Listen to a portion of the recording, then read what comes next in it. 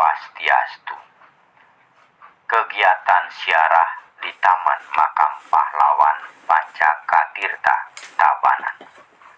Kegiatan ziarah atau tabur bunga merupakan satu bentuk penghormatan dalam mengingat jasa-jasa para pahlawan.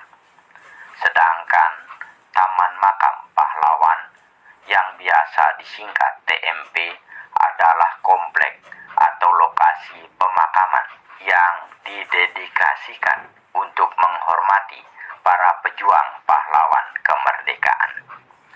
Taman Makam Pahlawan Pancakatirta berada di Kabupaten Tabanan. Taman Makam Pahlawan Pancakatirta itu didirikan pada tanggal 29 Agustus 1950